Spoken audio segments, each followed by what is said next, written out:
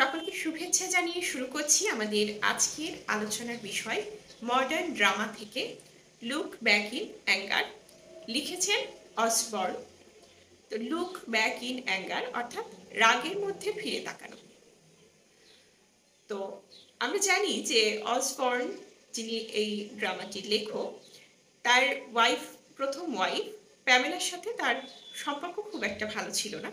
তো এই নিয়ে নানা সমস্যার মুখোমুখি হন তিনি, এবং এই তাদের এই সম্পর্কের এই কাহিনী কিছুটা তিনি তার সাথে কল্পনা মিশ্রিত করে আর কি এটা লেখেন। তো এটাকে আমরা অটোবায়োগ্রাফিক্যাল ড্রামাও বলতে পারি। এটা সেটিংটা হচ্ছে ইংল্যান্ডের। এটা লেখা হয় 1950 সালে, তো এবং প্রকাশিত হয় 1956 সালে। তো এই ড্রামাটা মূলত লেখা হয় সেকেন্ড ওয়ার্ল্ড ওয়ারের পরে, অর্থাৎ দ্বিতীয় বিশ্বযুদ্ধের পরে, যেই ইংল্যান্ডের যেই আর্থসামাজিক পরিস্থিতি ছিল সেটা খুব একটা ভালো ছিল না। ইংল্যান্ডের যেই পলিটিক্যাল পরিস্থিতি সেটাও ভালো ছিল না, খুব অস্থিরতার একটা সময়ের মধ্য দিয়ে যাচ্ছিল সেই পরিস্থিতিটা। তো এই সময়টাতে আসলে এই ড্রামাটা লেখা হয়েছে। তো এখানকার প্রোটাগনিস্ট হচ্ছে যে জিমি পটার, যে কিনা একজন অ্যাংরি ইয়াং ম্যান, এবং দ্বিতীয় বিশ্বযুদ্ধের পরে যে অস্থিতিশীল পরিস্থিতি, সেই পরিস্থিতিতে সে একজন শিক্ষিত ইয়াং ম্যান হয়েও সে কিন্তু তার যোগ্যতা অনুসারে কোনো চাকরি পায়নি, এবং সে এখন একটা মিষ্টির দোকানে কাজ করে। তো দ্বিতীয় চরিত্র অ্যালিসন পটার, যে জিমি পটারের ওয়াইফ, এবং সে একটা অ্যারিস্টোক্রেটিক ফ্যামিলি থেকে বিলং করে, এবং মোটামুটি তার পরিবারটা উচ্চবিত্ত পরিবার। তো তার সাথে জিমির বিয়ে হয় এই অ্যালিসনের সাথে। এবং ক্লিফ লেভিস, এটা হচ্ছে জিমির ফ্রেন্ড, আবার বলা যায় এটা তাদের ফ্যামিলি ফ্রেন্ড। অ্যালিসনের সাথে তার ভীষণ ভালো সম্পর্ক ছিল। আবার পরের চরিত্র হেলেনা চার্লস। তো হেলেনা চার্লস হচ্ছে যে অ্যালিসনের বেস্ট ফ্রেন্ড। এবং সর্বশেষ চরিত্র কলোনেল রেডফার্ন। কলোনেল রেডফার্ন হচ্ছে অ্যালিসনের বাবা। এবং এখানে আরেকটা মাইনর চরিত্র রয়েছে হিউ, সে হচ্ছে যে জিমির ফ্রেন্ড, সে এখন পৃথিবী ভ্রমণে গেছে। তো এর থিমগুলো যদি আমরা আগেই বলে নিই, আচ্ছা থাক, থিমগুলো যদি আমরা ভিডিও শেষে বলি তাহলে গল্পটা শোনার পরে থিমগুলো বুঝতে সুবিধা হবে আমাদের। তো ঠিক আছে, থিমগুলো নিয়ে আমরা ভিডিও শেষে আলোচনা করছি। তো এখন এই সামারিটা হচ্ছে এরকম। গল্পটা শুরু হয় তাদের অ্যাপার্টমেন্টের একটা রুমে। হ্যাঁ, তারা একটা রুমেই থাকে। তো জিমি এবং অ্যালিসন, এবং সাথে তাদের ফ্রেন্ড ক্লিফও থাকে তাদের সাথে। তো অ্যালিসন কাপড় চোপড় আয়রন করছে একটা রুমের একটা কোণে, এবং জিমি আর ক্লিফ পাশেই একটা টেবিলে বসে, চেয়ারে বসে জিমি পত্রিকা পড়ছে এবং ক্লিফ বসে আছে। তারা গল্প করছে, বিভিন্ন বিষয়ে আলোচনা করছে, এবং জিমি মাঝে মাঝে রেগেও যাচ্ছে, কারণ সে পত্রিকাতে দেখছে যে ইংল্যান্ডের আর্থসামাজিক পরিস্থিতি বা সবকিছু বেশ ডেভেলপ হচ্ছে, কিন্তু প্রকৃতপক্ষে কি তাই? প্রকৃতপক্ষে কিন্তু তাই নয়। প্রকৃত চিত্রটা জিমি জানে, কারণ সে নিজে একজন ফ্রাস্ট্রেটেড অ্যাংরি ইয়াং ম্যান। কারণ দ্বিতীয় বিশ্বযুদ্ধের যেই অস্থিতিশীল পরিস্থিতিটা ছিল, সেই পরিস্থিতিতে সে যোগ্য হয়েও বা সে যথেষ্ট শিক্ষিত হয়েও তার যোগ্যতা অনুযায়ী কিন্তু সে চাকরি পায়নি। সে একটা মিষ্টির দোকানে কাজ করছে। তো এখানে জিমি এবং ক্লিফ দুজনেই কিন্তু ওয়ার্কিং ক্লাসে বিলং করে। হ্যাঁ, সমাজের নিচু স্তরে বিলং করে, এবং অ্যালিসন উচ্চ স্তরে বিলং করে। তো জিমি অ্যালিসনকে নানাভাবে ছোট করে কথা বলছে। হ্যাঁ, সে ক্লিফের সাথে ক্লাস সিস্টেম নিয়েও কথা বলছে, এবং সেই ক্লাস সিস্টেম নিয়ে কথা বলতে বলতে সে অ্যালিসনকে ছোট করে কথা বলছে যে অ্যালিসন একটু আপার ক্লাসে বিলং করে, অ্যালিসন জীবনের হার্ড রিয়েলিটি সম্পর্কে বোঝে না। হ্যাঁ, অ্যালিসনের জীবনবোধ সম্পর্কে খুবই ধারণা কম, মানে জীবনবোধ খুবই কম। তো এই নিয়ে নানাভাবে অ্যালিসনকে সে ছোট করে কথা বলছে, এবং সে ক্লিফকেও ছোট করে কথা বলছে, ক্লিফকেও বিদ্রুপ করছে, কারণ ক্লিফ একটু বোকা শোকা টাইপের ছিল, এবং ক্লিফ সেরকম পড়াশোনা জানতো না।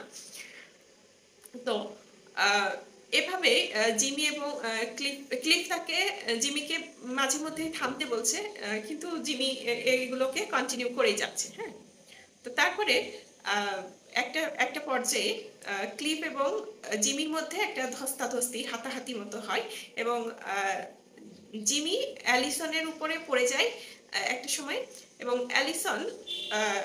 অ্যালিসন যেই আয়রন করছিল সেই আয়রনটা তার হাতে লাগে এবং পুড়ে যায় তার হাত। হ্যাঁ, তো জিমি রীতিমতো ভীষণ রাগারাগি করে রুম থেকে বের হয়ে যায়, এবং এ পর্যায়ে আহ, এ পর্যায়ে ক্লিফ অ্যালিসনকে সান্ত্বনা দেওয়ার চেষ্টা করে, এবং তার হাতে যে জায়গাটা পুড়ে গেছিল সেখানে অয়েন্টমেন্ট লাগিয়ে দেয়, এবং এ পর্যায়ে আহ, জিমি এ পর্যায়ে জিমি রুমে প্রবেশ করে এবং তাদেরকে এভাবে দেখে ফেলে, কিন্তু সে কিছু এই ব্যাপারে কিছু বলে না। তো এই পর্যায়ে অ্যালিসন ক্লিফকে একটা কথা জানায় যে সে কনসিভ করেছে, কে এটাও জানায় যে সে এটা জিমিকে বলতে পারবে না, কারণ মানে বলেনি এখনো, কারণ জিমি এতটাই রাগী যে তার ওয়াইফ এই কথাটাও তাকে বলতে পারছে না। তো একটা সময় অ্যালিসন জিমি এবং ক্লিফকে জানায় যে তার বান্ধবী হেলেনা তাদের বাড়িতে আসছে। তারপর জিমি আবারও ভীষণভাবে রেগে যায়, কারণ তাদের এমনিতেই এই অভাবের সংসার, তার উপরে যদি একজন এক্সট্রা মানুষ আসে, এক্সট্রা ঝামেলা, তো জিমি ভীষণভাবে রেগে যায়। তারপর একটা সময় হেলেনা চলে আসে তাদের বাড়িতে। তারপর অ্যালিসন এবং হেলেনা খুব গল্প করে। অ্যালিসন হেলেনাকে জানায় যে তাদের কিভাবে বিয়ে হয়েছিল, জিমি এখন কি সময় পার করছে। হ্যাঁ, জিমি তারা হচ্ছে হিউ নামের জিমির একটা ফ্রেন্ডের বাসাতে প্রথমে উঠেছিল, সেখানে অনেকদিন ছিল। তো হিউ তারপর একদিন চলে গেল পৃথিবী ভ্রমণে। এই নিয়ে অ্যালিসন ভীষণ রেগে গেল, কারণ এই নিয়ে জিমি ভীষণ রেগে গেল, কারণ হিউবের মা ছিল অসুস্থ, সে অসুস্থ মাকে রেখে সে পৃথিবী ভ্রমণে চলে গেছে। তো এসব কথা অ্যালিসন হেলেনাকে জানায়, এবং সে আরও জানায় যে জিমি প্রকৃতপক্ষে একজন ফাইটার, কারণ জিমি যেই পরিস্থিতির মধ্য দিয়ে ফাইট করে চলছে সেটা আসলে একজন ফাইটার হলে এরকম সম্ভব। তো তখন হেলেনা একটু বিদ্রুপভাবেই বলে যে হ্যাঁ, সে তো দেখতেই পাচ্ছি জিমি তোমার সাথে সবসময় ফাইট করেই চলেছে। তো ঠিক সেই সময়টাতে হচ্ছে যে জিমি রুমে প্রবেশ করে এবং তাদের এই কথোপকথন শুনে ফেলে এবং আবারও ভীষণ রেগে যায়। তো হেলেনা দেখতে পেল যে তার ফ্রেন্ডের এখানে তার ফ্রেন্ড অ্যালিসন খুব একটা ভালো নেই।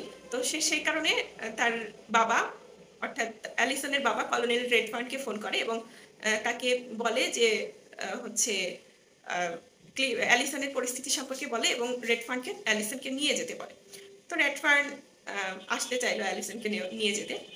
তারপরে হেলেনা হচ্ছে যে অ্যালিসনকে নিয়ে চার্চে যেতে চাই, এবং অ্যালিসনও তার সাথে চার্চে যেতে রাজি হয়। তো এ পর্যায়ে জিমি অ্যালিসনকে জানায় যে তার ফ্রেন্ড হিউয়ের মা খুবই অসুস্থ এবং তাকে সে দেখতে যাবে, এবং সে চাই অ্যালিসনও তার সাথে যাক। কিন্তু অ্যালিসন যেতে রাজি হয় না, সে তার বান্ধবীর সাথে চার্চে চলে যায়। এবারও জিমি ভীষণ রেগে যায় এবং সে একাই চলে যায় তার ফ্রেন্ডের মাকে দেখতে। তারপর এক সময় হেলেনা এবং অ্যালিসন চার্চ থেকে ফিরে আসে এবং অ্যালিসন দেখে যে তার বাবা কলোনেল রেডফার্ন এসেছে। তো অ্যালিসন জানতো না বিষয়টা, হেলেনা তাকে গোপন করেই তার বাবাকে জানিয়েছে। অ্যালিসন তার বাবাকে দেখে খুশি হয় এবং সে তার বাবার সাথে যেতে রাজি হয় শেষ পর্যায়ে, কারণ সে এখানে খুব একটা ভালো ছিল না। তো তার বাবা তাকে নিয়ে যায় এবং যাওয়ার সময় সে হেলেনাকে একটা চিঠি দিয়ে যায় যে এটা জিমিকে দিতে। তো তারপর তারা যাওয়ার পথে তাদের গাড়িটা এমনভাবে যাচ্ছিল, মানে যখন জিমি আসছিল তাদের গাড়ির সঙ্গে তার অ্যাক্সিডেন্ট করার মতো একটা অবস্থা, কিন্তু আলটিমেটলি অ্যাক্সিডেন্ট করেনি। তারপর জিমি দেখলো যে গাড়িতে করে কলোনেল রেডফার্ন এবং তার মেয়ে অ্যালিসন চলে গেল। তো জিমি আবারও বাড়িতে এসে ভীষণ রেগে গেল। এবার হেলেনার সাথে তার বেশ কথা কাটাকাটি হলো। তো তারপর হেলেনা হচ্ছে যে হেলেনার সাথে কথা কাটাকাটি হবার পর, বেশ ঝগড়াঝাটি হবার পর তাদের মিল হয়ে গেল এবং তারা একসাথে হাজব্যান্ড ওয়াইফের মতো বসবাস করতে শুরু করলো। এদিকে হেলেনা আর ফিরে গেল না, তারা হাজব্যান্ড ওয়াইফের মতো হেলেনা এবং হচ্ছে যে জিমি পটার বসবাস করতে শুরু করলো। এবং যেই চিঠিটা হচ্ছে যে অ্যালিসন হেলেনাকে দিয়ে গিয়েছিল জিমিকে দেওয়ার জন্য, হেলেনা সেটা ক্লিফকে দিল এবং ক্লিফ হচ্ছে যে সেটা এই ইয়াকে জিমিকে দিয়ে ক্লিফও সেই বাড়ি ছেড়ে চলে গেছে অ্যাকচুয়ালি। ক্লিফও সেখানে নেই এখন। অ্যালিসন এবং এখন হেলেনা এবং জিমি একসাথে হাজব্যান্ড ওয়াইফের মতোই বসবাস করছে। তো এই সিন শেষ হওয়ার পর এটা পরবর্তী সিনে দেখা যাচ্ছে যে অ্যালিসনের জায়গায় এবার হেলেনা কাপড় আয়রন করছে এবং আগের মতোই ক্লিফ এবং জিমি বিভিন্ন বিষয় নিয়ে আলোচনা করছে। তো তারা সিদ্ধান্ত নিল যে তারা খুবই বোর হয়ে গেছে এবং তারা চাচ্ছে একটা রিফ্রেশমেন্টের জন্য কোথাও যেতে। তো তারা একটা মিউজিক্যাল পার্টির জন্য তৈরি হয়ে বের হলো এবং বের হওয়ার সময় দেখছে যে অ্যালিসন তাদের দরজার সামনে এসে দাঁড়িয়েছে। অ্যালিসন ফিরে এসেছে এবং অ্যালিসন জিমিকে জানাচ্ছে যে সে যেমনটা চেয়েছে তেমনটাই হয়েছে। তার তার সন্তানটা মিসক্যারেজ হয়েছে এবং হচ্ছে যে জিমি চেয়েছিল যে অ্যালিসন জীবনে বড় একটা ধাক্কা পাক এবং এটা বলে সে অভিশাপ দিয়েছিল যে তার সন্তান হারানোর মতো কষ্ট সে পাক, যাতে সে বুঝতে পারে যে জীবনটা আসলে কতটা স্ট্রাগলের, কতটা কঠিন জীবন মানুষের জীবন। তো অ্যালিসন সেই কষ্টটা পেয়ে গেছে এবং তারপর অ্যালিসন জানায় জিমিকে এই ঘটনা এবং জিমি বেশ কষ্টই পায় এই ঘটনায়। এবং অ্যালিসন দেখে যে হেলেনা এখানে এখনো রয়ে গেছে। অ্যালিসন তেমন কিছু বলে না এবং হেলেনা বুঝতে পারে যে সে অ্যালিসন এবং জিমির সম্পর্কটা নষ্ট করছে এবং সে এ পর্যায়ে তার ভুল বুঝতে পেরে সে সেখান থেকে চলে যায় এবং অ্যালিসন এবং জিমি আবারও আগের মতো বসবাস করতে শুরু করলো।